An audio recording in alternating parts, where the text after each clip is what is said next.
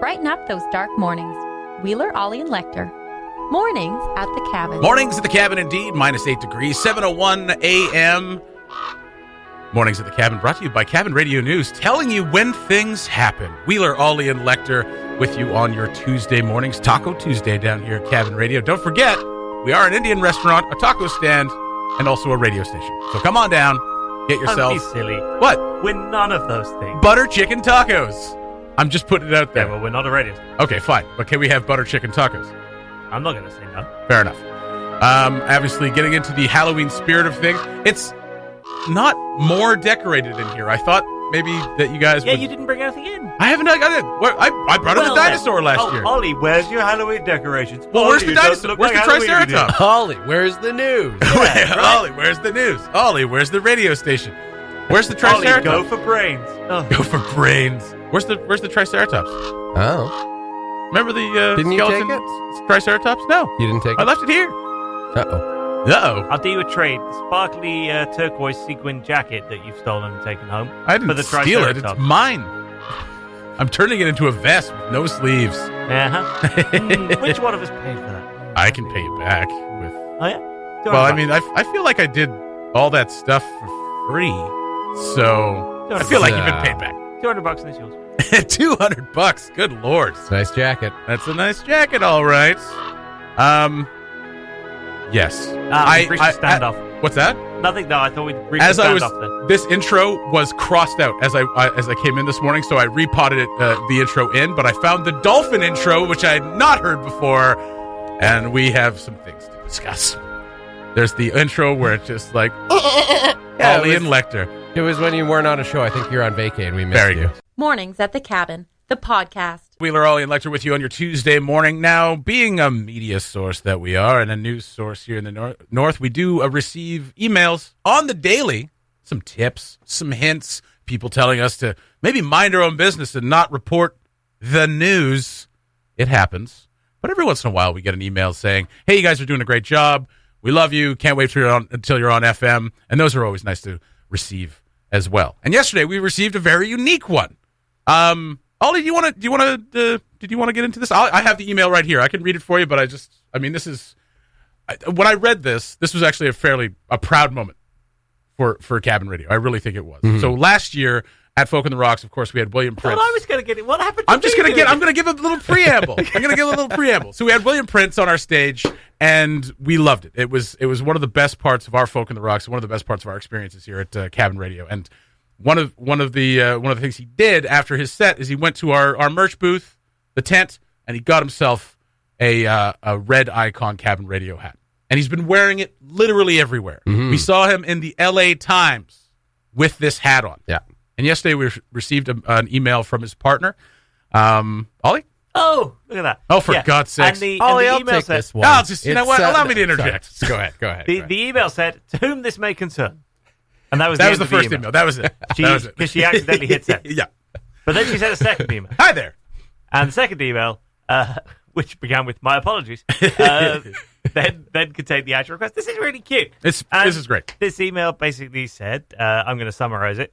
Words to the effect of, he loved that hat, but we think we've left it in a hotel room somewhere while he was on tour. And he's made him really sad, and it's Christmas time coming up, so we wondered if you guys could send him another hat. Willie, no! And this is the most exciting thing, because for the last year, I have not realized that the relationship we have with William Prince was requited. Yes. Because I would go on his Instagram story every day to check, is he wearing the hat? And he was. And like once every 2 or 3 months, he would be wearing the hat. Yeah, he was wearing the hat. And I would have a great day. I'd be like, William we'd Prince. fanboy around for a while. Right. William Prince is wearing the hat. That's great news. And we'd be very excited. Yeah, the Los Angeles Times, when they did the interview with him, the photo was this massive photo of William Prince wearing his Cabin Radio hat. Oh, pride. Oh, it's off the scale. But he hadn't been wearing the hat for a little while, and I was growing increasingly concerned that maybe he'd forgotten about us. Maybe we drifted apart. So to receive it's been a while. And to realize that William Prince likes the hat as much as we like William Prince wearing the hat. Yes. Is great news. Yeah, absolutely. It's heartwarming. And so, of course we're going to send him another hat. I think we should send him three different colors. Sarah Erasmus, who makes the hats, was in here last night when we got the email. Okay. And said, of course you can have another hat, just doubling the price. Like, get out of here. That's right. That's right.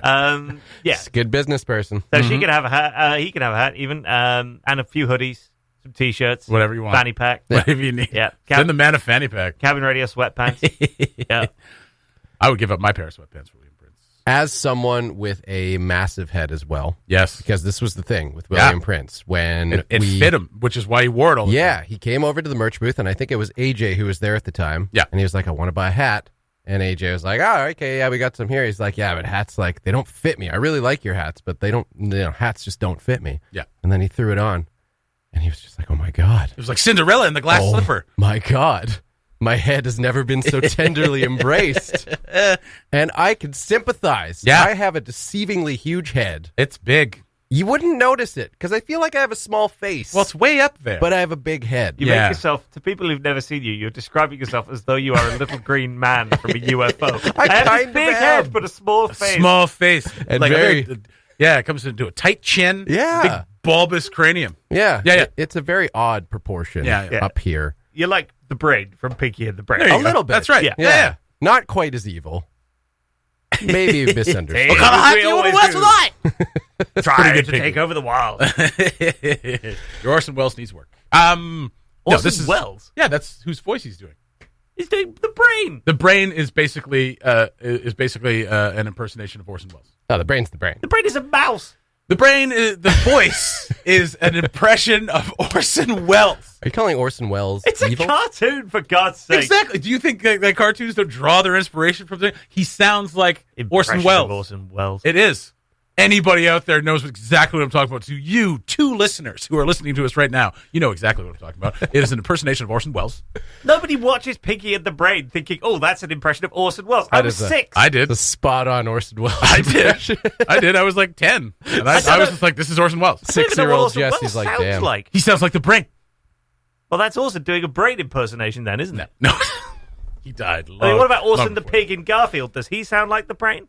No, he sounds like, who does he sound like? Orson the Pig sounds like, he doesn't sound like the Brain at all. Oh, all right, okay. So there's Garfield no kind Orson. of sounds like Bill Murray. Garfield does sound like Bill Murray. That's Right. Lorenzo Doctor. Oh, I That's thought who Bill does Murray it. actually did the Garfield voice. He did it in the movies, but in the Ah. cartoon it was not Lorenzo Doctor, Lorenzo Music, who did the voice. Anyway, William Is Prince. everybody called Lorenzo, just like named after a profession? That's right. Lorenzo Music, Lorenzo Doctor, Lorenzo Horseman, Lorenzo Electrician.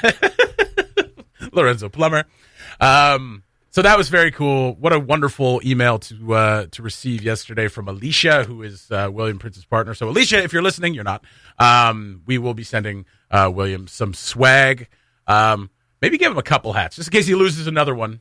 Couple hats. We'll have him Yeah. on like some sort of, you can sign up for Bark Box. That's and it, like right. delivers stuff every Yes. month. The Cabin Radio Yeah. swag box. Hat box. Prince And- box. That's Yeah, That's every month. Just for a William. new hat. Like, here you go. This month's hat. And- Don't and- lose this one. The Mornings at the Cabin podcast was recorded before a sort of live, thankfully not in the studio, audience. Possible grizzly bear at V Lake, unconfirmed by wildlife officers. They were unable to confirm, but a picture shared on the NWT Species Facebook page suggests a rather large bear out there, a boot, probably about a size 10 or 12 boot, next to a big old paw, bigger than a black bear paw, I would say, though I'm not an expert. Kind of looks like one of your footprints, Yeah, it based, does based look on good. the way you've described them. Yeah, just big flat feet. Just a ribeye There's a slapped down into the snow. A ribeye of a foot. That is my foot. Nice big ribbon of fat rolling through the middle of it. It is tasty. Does anybody want to taste my feet? That is an offer open to anybody. It's a burlesque act for next year. That's my. It's like anybody want to taste my feet? You get the message out there That's right. far enough. Someone will take you up on Well, it. that's how you get it out there. Yeah. You know, just give little hints every now and again as to what you're into. So yeah, there's been a handful of reports that there is possibly a grizzly at V Lake. Now we know that grizzlies are quite populous in the NWT, but coming this far south would be something a little new. Although I'm sure there are elders who can tell us that they've been here, they've been this far south before. They But didn't care for it. they didn't care for it. Well, grizzlies are pretty mean. Yeah, They can be anyway, grumpy. and they're a little bit more dangerous than a black bear. But if the bear is, if the bear's wandering around and possibly injured or something like that, that's when it gets into kind of scary territory. So even though they were Scaratory, if you will. grizzly means. So ENR basically said they can't confirm it, but they just kind of let you know, like, it's possible you could maybe avoid that area with your dogs. Yeah. And we know that there has been packs of wolves on V Lake as well. V Lake is not somewhere I go with my dog. Yeah. It's a little too far out of town. It's a little too in the bush. Mm-hmm. I like to keep it a little closer because Betty likes to go off and explore a little bit. Yeah. Right? Yeah. And it's sometimes scary enough in town with porcupines and whatnot, or wolves or bears. Yeah, there's countless threats. Surrounding around city. Yellowknife, really. That's right. Yeah, it's scary. Yeah, when you see, I mean, sometimes just when we take our dogs to like the folk site or something like that, you see paw prints in the snow where you're just like, is this just a massive dog or is this Probably a wolf? Not. Yeah. Because sometimes you see some paw prints in there that you're just like, Big old dog. I know that's not my dog. There are some big dogs in town. Oh, I mean, there's a couple of St. Bernies out there. There's an Irish wolfhound that's in town. So there's some pretty massive dogs out there. And like a St. Bernard would leave a paw print akin to a wolf print. Yeah. But a wolf print is fairly, it's fairly unique, and you can kind of tell.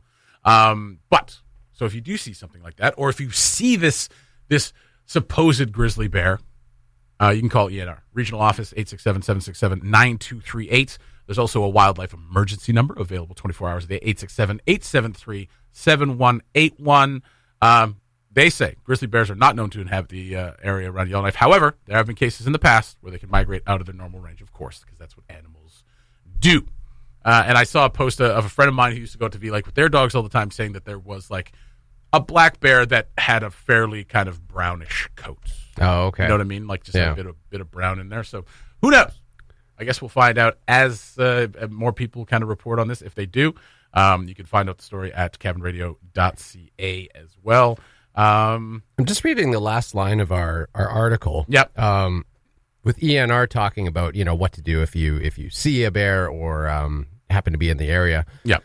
And the last line is, quote, if the bear charges, play dead, which we all know from Bugs Bunny. That's right. Lay on your stomach to protect your vital organs and cross your fingers behind your neck. Because it'll go for your neck first. Oh. It'll claw at your neck. Well, and it'll claw. It'll go in and around your neck. And if it gets its claws anywhere near your neck, obviously these are the two most vital, veins and arteries in your body. So if it nicks one of those, you're toast. So is it just like your fingers are just providing an extra little barrier? Now I see what you're doing. The crossing of the fingers. You're crossing your fingers as if to say, like, "Ooh, good luck." Please, no. Interlock your fingers to create a barrier behind. That makes so much more sense. Not crossing your fingers to be like, "Ooh, I hope this bear doesn't eat me." Please don't eat me! Please don't eat me! Please don't eat me! No, interlock your fingers to create a barrier around your neck that the bear can easily get through. I would like to propose an edit. Cross all of your fingers. Cross all your fingers behind your neck. Cross your fingers behind your neck. Ooh, oh no! Oh, I hope this isn't the one. No whammy! No whammy! No whammy! And the last line of that is, if the bear treats you like prey, fight back. So if the bear starts eating you, go for it. The part that they deleted from that is, it's probably too late. It's probably too late if you start. Well, no, there's plenty of stories of guys getting like partially eaten, basically, and able to fight back. Oof. Go for the eyes. Yeah. Go for the eyes and go for the balls. Leo. Yeah. Yes. That's who I was talking about. I was talking about Leo. I knew it. In The Revenant. I knew it. Yeah, that's right. Starring some local actors. So yeah, there you go. I mean, obviously be careful out there with your dogs. Be careful at all times, especially if you are outside the city. Keep your head on the swivel. And remember, cross all of your fingers. Cross all of your fingers. Interlock behind your neck. Fingers behind your neck. And good luck out there. Keep those fingers crossed. Scenes on the cabin. So what's the plan? Right. Take Pete's car, we drive over to Mum's, we go in, we take care of Philip, then we grab Mum, go over to Liz's place, hole up, have a cup of tea, and wait for this whole thing to blow over. Why have we got to go to Liz's? Because we do. She dumped you. I have to know if she's all right. Why? Because I love her. All right. Lame. I'm not staying here, though. Why not? If we hole up, I want to be somewhere familiar. I want to know where the exits are. I want to be allowed to smoke. Okay. Take Pete's car, go round Mum's, go in, deal with Philip, grab Mum, go to Liz's, pick her up, bring her back here, have a cup of tea, and wait for this whole thing to blow over. Perfect. No. Wait, we can't bring her back here. Why not? Well, it's not exactly safe, is it? Yeah, look at the state of it. Where's safe? Where's familiar? Where can I smoke? Take car, go to Mum's, kill Phil, grab Liz, go to the Winchester, have a nice cold pint, and wait for this whole thing to blow over. How's that for a slice of fried gold? Yeah, boy! Scenes from the cabin. Know the movie? Submit your guest to mailbox@cabinradio.ca or send us a message on Facebook for your chance to win gift certificates to some awesome Yellowknife restaurants, including the Monkey Tree Pub and Steak Restaurant, the Woodyard Brewhouse and Eatery, Flavor Trader, Copperhouse Eatery and Lounge, or Javaroma. Listen to Cabin Radio every weekday to win, or download the Mornings at the Cabin podcast. It's happening. We're finally getting our own 911. Yes, it's starting on Monday in the NWT. The service will launch. It's official. You can find that story at cabinradio.ca, but I wanted to talk about it. So November 4th, through the community's 911 will launch its service. Still a lot of concerns with it, obviously, especially when it comes to response times and staffing. So right now, because we already have emergency numbers. So basically what 911 will do is kind of transfer over to those numbers. Right. Yes. Whoever made those stickers with all the prefixes and all the numbers, they no longer have that job because it can be 911 across the board. And I mean, I understand like the staffing issues because right now it seems that they're kind of understaffed. There's going to be one person handling all the calls. So what happens in a mass casualty event or, when there's multiple calls? So what happens? They got to work a little overtime. That's right. It's going to work a little overtime. You can't just go home. I work 9 to 5 at 911. And then after that, it's a robot. I don't take work home with me. I can't take my work home with me. It's just too terrible. And that's not to take the piss out of anybody who works in dispatch or any of those things, because those are hard jobs. So the biggest concern now is like staffing, but also response times. So they're saying that 911 transferring to the emergency line will take anywhere between 13 and 35 seconds, during which that person will remain on the line. Mm-hmm. That's a long time. That's a super long time. 30 seconds doesn't seem like a long time, but when it comes to an emergency, 30 seconds is a ton of time. So it's going to connect to one of those numbers, the 1111 or the 2222, and you see those stickers around. And as much as I don't want response times to go up, I mean, that's kind of the thing. If we're going to move forward with this, response times have to stay the same. Yeah, and they're going to improve. Yeah, they will. With 911. They will, of course. Without question. It's I mean, a little... Like, for example, off the top of your head, do you know what one of the... 765-1111.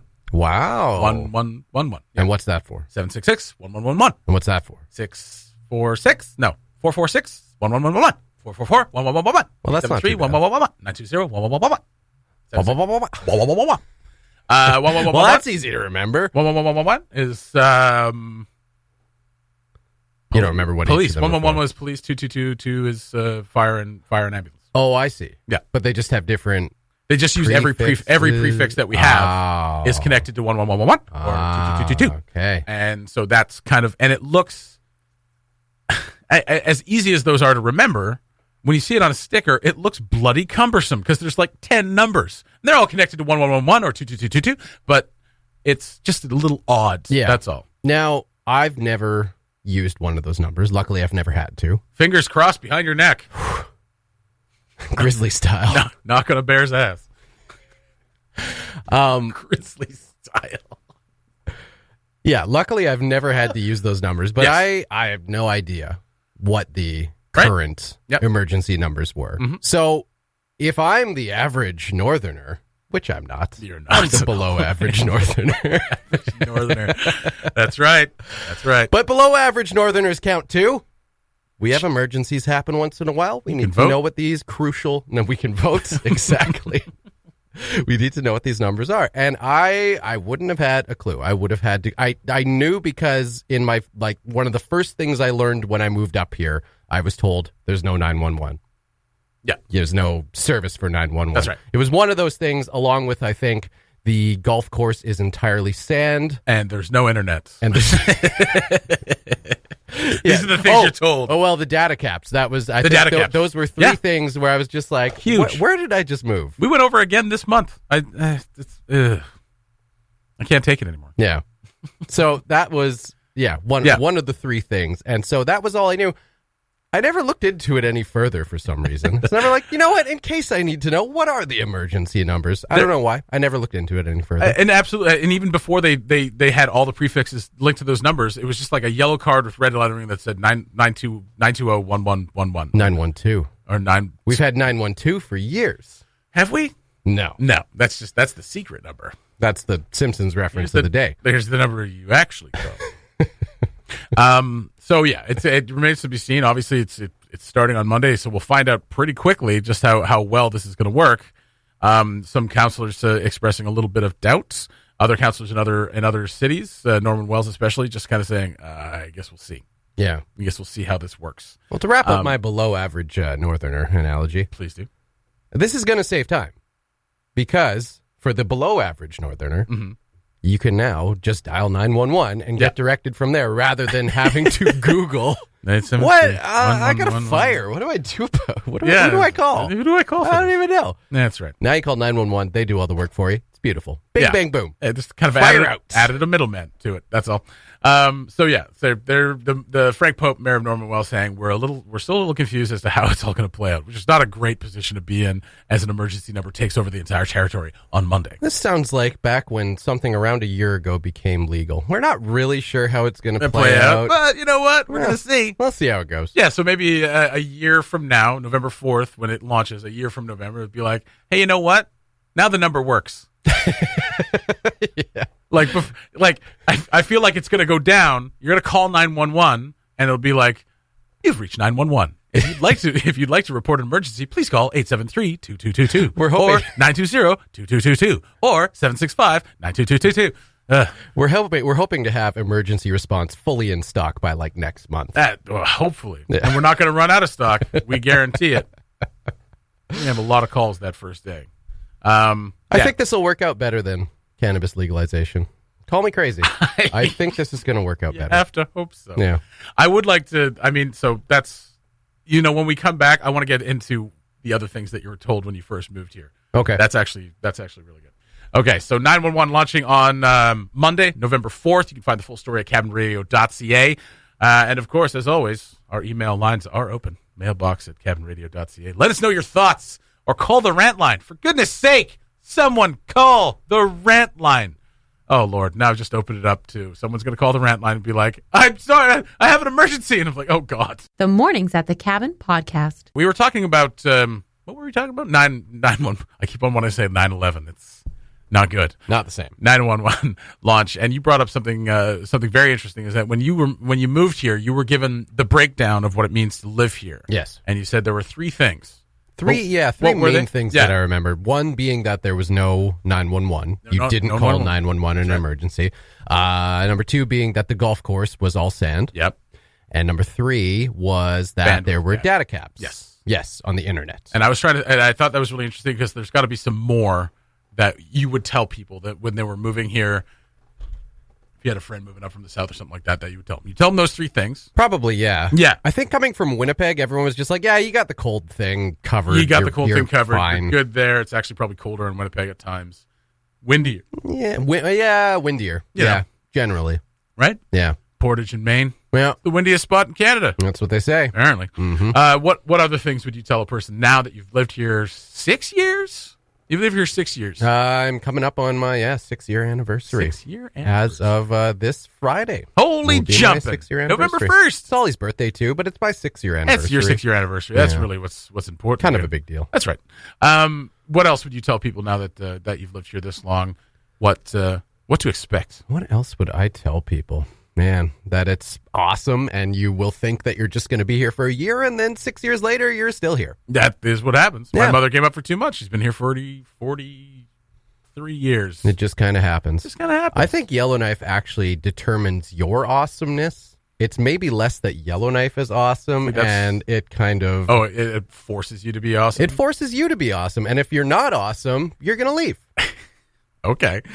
All right. So anyone who's left here, not awesome. Suck. That's right.